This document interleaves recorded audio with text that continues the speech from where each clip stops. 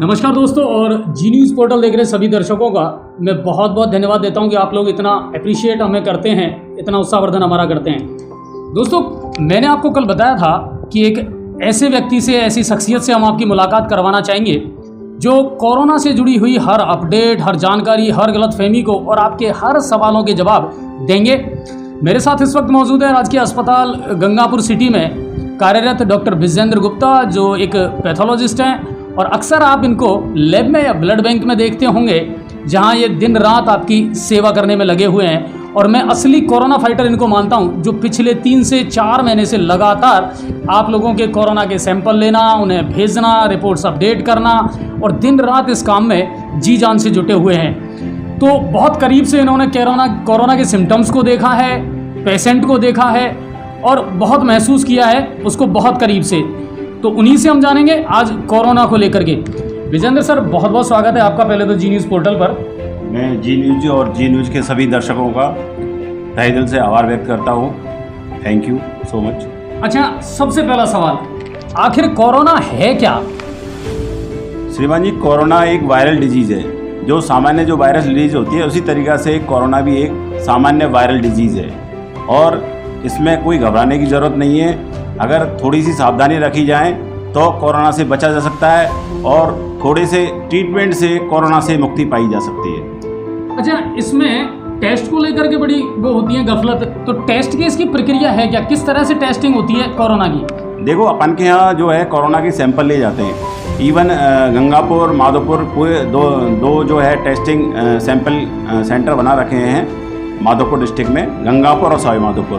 तो दोनों ही जगह की टीमें जो है कोरोना की सैंपल लेती है। सैंपल में शुरू में तो नेजोफेरेंजियल स्वैब ले रहे थे, अभी आजकल पिछले 2 महीने से जो है ओरोफेरेंजियल स्वैब ले रहे हैं हम। और ये जो सैंपल है एक VTM viral transport media kit आती है, उसमें रखे जाते हैं और फिर इनको एक निश्चित टेम्परेचर पर जो है जयपुर पहुंचाया जाता है और वहाँ इनकी RT-PCR लैब के द्वारा जो है जाँच होती है। अच्छा, रिपोर्ट आने में कई बार वक्त लग जाता है, कई बार टाइम पे आ जाती है। वैसे इसका जो मेडिकल के हिसाब से वो टाइम क्या है कि भाई इतने टाइम में रिपोर्ट्स आ जाती हैं? रिपोर्ट्स आने में वैसे तो 24 आवर्स का टाइम लगता है। 24 आवर्स में हमें रिपोर्ट्स मिल जानी चाहिए, लेकिन चूंकि वर्कलोड SMS में जाते हैं हमारे सारे सैंपल और SMS ये निर्धारित करता है कि ये सैंपल अब उनके पास वर्कलोड कितना है और कौन से सैंपलों को पहले लगाया जाए या बाहर भेजा जाए। काफ़ी बार ऐसा भी हुआ है कि जोधपुर भी गए हैं सैंपल, महात्मा गांधी में भी गए हैं। तो जब जोधपुर या महात्मा गांधी में सैंपल जाते हैं तो उनमें निश्चित रूप से ही 2 से 3 दिन या 4 दिन का भी टाइम जो है हमें लगा है रिपोर्ट्सों को आने में। अच्छा, 3 महीने 4 महीने आपको तो लगातार हो गया कोरोना के लिए काम करते करते, और बहुत कुछ ऐसा है जो आपने करीब से देखा है। प्रशासन, मेडिकल प्रशासन के द्वारा अब तक जो कदम उठाए गए हैं, जो प्रयास किए गए हैं, वो कौन कौन से थे जो आपने पहली बार देखे कि हाँ ये बहुत बड़े लेवल पर ये कदम उठाए गए हैं और सराहनीय प्रयास थे, अच्छे प्रयास थे मेडिकल टीम के?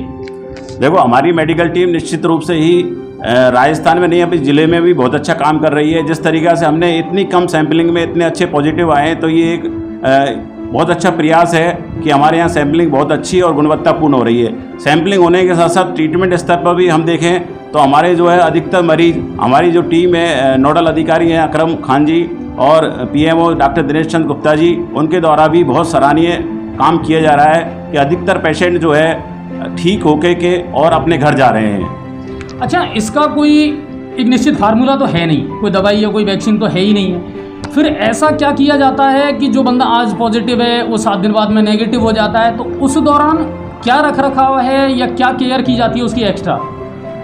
देखिए, ये तो एक वायरल डिजीज़ है। पहली बात तो वायरल डिजीज़ें अपने आप ही सही होती हैं। कोई भी वायरल डिजीज़ होती है वो अपने आप बॉडी की इम्यूनिटी पर निर्भर करती है, वो उससे सही हो जाती है। फिर कुछ एंटीवायरल ड्रग्स भी हैं जो हम इनको देते हैं। जो भी मरीज़ पॉजिटिव आता है तो उनको एंटीवायरल ड्रग्स दी जाती है और सिम्टोमेटिक ट्रीटमेंट दिया जाता है। विशेषकर खाने पीने का ध्यान रखा जाता है और इनको अलग से सेपरेट रखा जाता है ताकि ये किसी और को इन्फेक्शन न फैला सकें। अच्छा, कई बार क्या होता है सर, जैसे मीडिया में और इन चीज़ों, आंकड़ों को लेकर के जो स्टैटिक्स हैं उनको लेकर के कई बार भ्रांतियाँ हो जाती हैं कि साहब आज इतने आए। मेडिकल टीम कई बार उसकी पुष्टि नहीं कर पाती है, हमारे पास में पहले आंकड़े आ जाते हैं। कई बार आप लोगों से भी हम डेली अपडेट लेते रहते हैं, तो ये इसमें कहाँ थोड़ी सी गड़बड़ी है या लीकेज है? देखिए, ये जो चीज़ होती है ये मेनली एड्रेस को लेके होती है। अगर उस व्यक्ति का जिसका सैंपल हुआ है उसका एड्रेस हमारे डिस्ट्रिक्ट का है तो वो हमारे डिस्ट्रिक्ट में गिना जाएगा। अगर वो आज जयपुर रहता है और उसका एड्रेस हमारे डिस्ट्रिक्ट का दे रखा है तो फिर ये प्रशासनिक ऊपर स्तर से देखा जाता है कि भाई इस व्यक्ति को पिछले कितने दिनों से ये यहीं रह रहा है, सालों से, 2 साल से जो है, तो उस हिसाब से उसका एड्रेस वेरीफाई करके और फिर उसको उसी डिस्ट्रिक्ट में जो है गिना जाता है। और इसलिए ये भ्रम की स्थिति कभी कभी जो है पैदा हो जाती है। अच्छा, एक 2 साल का बच्चा कोरोना पॉजिटिव पाया गया, मगर बड़े अफसोस की बात कि उसकी मदर जो है वो नेगेटिव हुई। अब वो टच में है, बिल्कुल संपर्क में, उसके बावजूद भी ऐसा हुआ, तो इसके पीछे क्या कारण होते हैं? देखिए, ये एक टेस्ट है और कोई भी टेस्ट 100% सही नहीं होता। पहली बात, कोई भी टेस्ट दुनिया में ऐसा कोई टेस्ट नहीं है जो 100% सही होता है। और फिर इस टेस्ट की भी जो अभी ऑरल फेरेंजियल स्वैब लेते हैं अपन, इसकी भी वैलिडिटी जो है 40%, ये मैक्सिमम 30 से 40% वैलिडिटी है कि ये सही रिपोर्ट देगा। लेकिन ये ज़रूरी भी नहीं है कि आप उसने अगर प्रॉपर जो है सोशल डिस्टेंसिंग मेंटेन करी हो या उसकी वायरल लोड कम हो। एक वायरल लोड भी एक बहुत बड़ा फैक्टर होता है। अगर किसी के वायरल लोड कम होता है तो वो वायरल कम सीक्रेट करता है, और कम सीक्रेट करेगा तो दूसरे को भी हानि कम पहुंचाएगा, तो उसके इन्फेक्शन होने के चांसेस कम होंगे और पब्लिक के। अच्छा, थर्मल स्क्रीनिंग, बहुत लोग अब नाम सुन के परिचित हो गए थर्मल स्क्रीनिंग से। थर्मल स्क्रीनिंग प्राइमरी तौर पर क्या संकेत देती है, क्या बताती है वो? थर्मल स्क्रीनिंग का तो बेसिकली ये यूज है कि टेम्परेचर को बताती है वो, और जिसके भी बॉडी टेम्परेचर जो है अगर 100 या 100 से ऊपर फ़ारेनहाइट होता है तो उसको अपन सामान्यतः बुखार बोलते हैं। तो ऐसे व्यक्तियों की जो है जांच, कोविड-19 की जांच जरूरी होना चाहिए। तो कितना मिनिमम मैक्सिमम का क्या आंकड़ा रहता है, इतना होना चाहिए? 100 या 100 से ऊपर अगर टेम्परेचर है तो मैं रोजाना सभी अखबारों के माध्यम से भी अपील कर रहा हूँ कि ऐसे व्यक्ति जिनका टेम्परेचर 100 या 100 से ऊपर हो तो वो निश्चित रूप से हॉस्पिटल में 1 बजे तक आ जाएं, संडे को छोड़ के, और उनकी कोरोना की सैंपल ली जाएगी। अच्छा, बहुत सारे लोगों के हमारे पास ऐसे सवाल आते हैं कि साहब मुझे लग रहा है और मेरी इच्छा है या मैं चाहता हूँ कि मैं अपना कोरोना टेस्ट करवाऊँ, तो उसके लिए अपने यहाँ क्या सुविधा है? जो सब इच्छाओं का तो कुछ नहीं बनता, लेकिन अगर उसको एक बार अगर हमारे फिजिशियन या डॉक्टर अगर देखें और उसकी हिस्ट्री लें, और अगर कहीं हमारे डॉक्टर या फिजिशियन को लगता है कि भाई इसकी जांच होनी चाहिए तो निश्चित रूप से उसकी जांच होगी। कोरोना से कितना डर, कितना भय करने की ज़रूरत है लोगों को? कोरोना से बिल्कुल भी डरना है, लेकिन सावधानी ज़रूर बरतनी है। सावधानियों में सोशल डिस्टेंसिंग का पालन करें, सैनिटाइजर का उपयोग करें और बार बार साबुन से हाथ धोएं। अपन अनावश्यक रूप से घर से बाहर नहीं निकलें, ज़रूरी काम हो तो ही घर से बाहर निकलें, और एक लिस्ट बना के बाज़ार में ले जाएं कि भाई ये काम ज़रूरी है, एक बार में ही निकलें। ऐसा नहीं बार बार अपन बाज़ार जा रहे हैं। और नो टच टेक्निक का ध्यान रखें, किसी भी चीज़ को छूना नहीं है बाज़ार में भी। अच्छा, कोरोना को लेकर भ्रांतियाँ क्या क्या हैं, गलतफहमियाँ कि साहब मुझे हो सकता है, इसको नहीं हो सकता, या मैं ऐसा करूँगा तो मुझे नहीं होगा, जो गलतफहमियाँ हैं वो क्या क्या हैं कोरोना को लेकर के?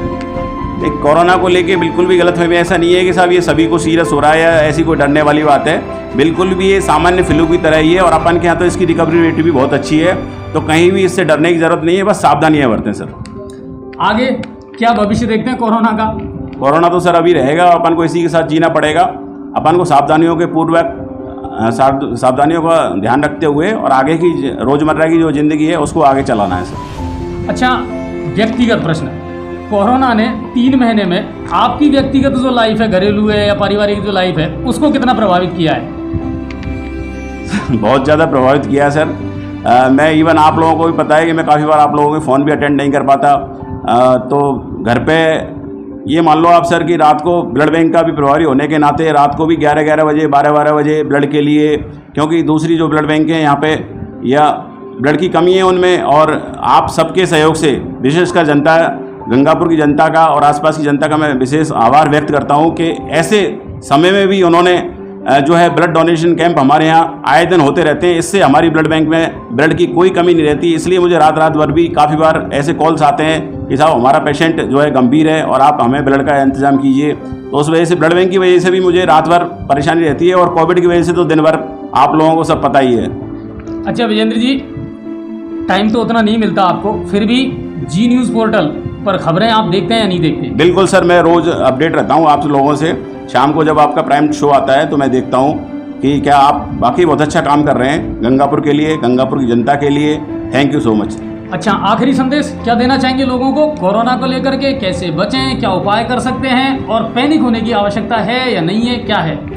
बिल्कुल भी पैनिक होने की आवश्यकता नहीं है। पॉजिटिव रहें, पॉजिटिव सोचें, पॉजिटिव होने के बाद भी पॉजिटिव रहें। Mentally health is not a physical illness, is a social wellbeing. तो हमेशा जो है फिजिकली, मेंटल एंड सोशली आप खुश रहें, अच्छा सोचें, अच्छा खाएं, अच्छा करें। तो कुल मिलाकर ये थे डॉक्टर विजेंद्र जी हमारे साथ, और उन्होंने बहुत सारे हमारे सवालों के जवाब भी दिए हैं। और मेरे ख्याल से अब आप लोगों की भी बहुत सारे ऐसे मन में जो शंकाएं थी, संशय था, वो अब दूर हो चुका होगा। तो कोरोना के साथ जीना ज़रूर है, मगर ये ध्यान रखिए पूरी पॉजिटिविटी के साथ में रहें और नकारात्मकता अपने शरीर में, अपने जहन में ना आने दें, और खुश रहें, अपने परिवार के साथ अच्छा वक्त गुजारें, अपना ख्याल रखें, और सोशल डिस्टेंसिंग, मास्क और सैनिटाइज़र ये अब जीवन का अभिन्न हिस्सा बन चुका है।